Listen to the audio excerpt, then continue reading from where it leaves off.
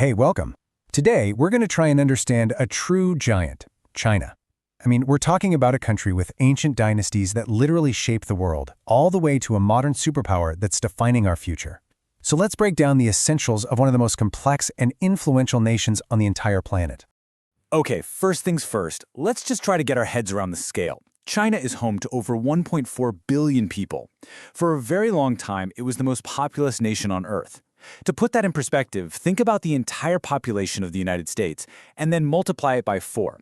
That's roughly the scale we're talking about. This incredible number of people is the engine behind its history, its economy, and its global impact. So, the big question is, how do you even begin to understand a country of this magnitude, one with a history that stretches back for thousands and thousands of years? Well, I think the answer starts with the ground beneath their feet. To really get China, you have to start with its geography. So let's dive into our first section, vast and varied landscapes, the geographic foundation. China's landmass is just immense. We're talking about nearly 9.6 million square kilometers, which makes it about the same size as the United States. And its geography is just defined by giants. You've got the Himalayas in the west, home to the world's highest peak, Mount Everest.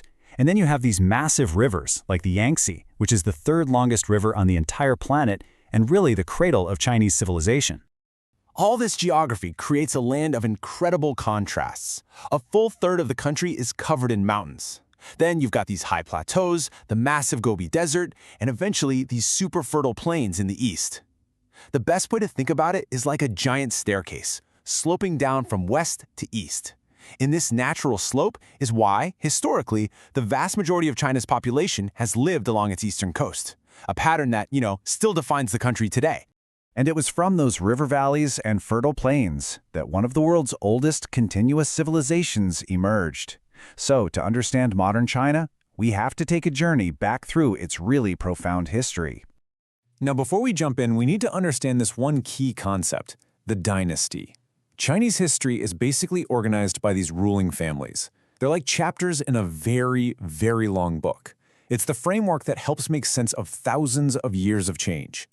This timeline covers an almost unimaginable amount of time. The whole imperial era kicks off over 4,000 years ago with the Xia dynasty.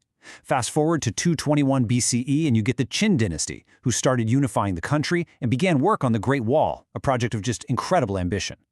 This whole era of emperors, ruling from places like the incredible Forbidden City, it lasted all the way until 1912. That's when the last emperor was finally overthrown and China became a republic. For centuries, China was an absolute global leader in science and technology. And these 4 great inventions are the proof.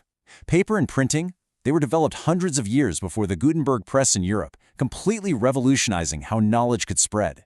Gunpowder, it changed warfare forever. And the magnetic compass didn't just guide Chinese ships, it literally opened up the entire planet to an age of exploration. These weren't just Chinese inventions, they were world-changing innovations. But China's influence wasn't just technological, it was also philosophical. The teachings of Confucius, who we know in the West as Confucius, are still a cornerstone of Chinese culture, and he lived almost 3,000 years ago. His focus on morality, social harmony, and the importance of education continues to shape society today. Okay, so let's bridge that gap from ancient history to the living, breathing heart of the nation today. Let's talk about its culture, its people, and its connection to nature. Now, while over 90% of the population identifies as Han Chinese, China is definitely not a monolith. The government officially recognizes 56 distinct ethnic groups, from the Zhuang to the Uyghurs and Tibetans. Each one has its own unique traditions, languages, and cultural identity, which creates this really rich, diverse nation. And you can see this cultural richness everywhere. The Chinese writing system itself is a beautiful art form, expressed through calligraphy.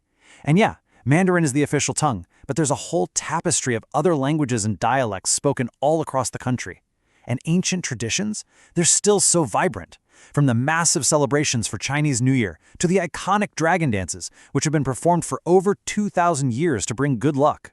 And of course, you can't talk about China's nature without mentioning the giant panda.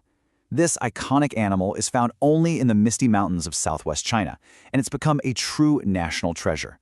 With only about 1,600 left in the wild, it's also become this powerful global symbol for wildlife conservation.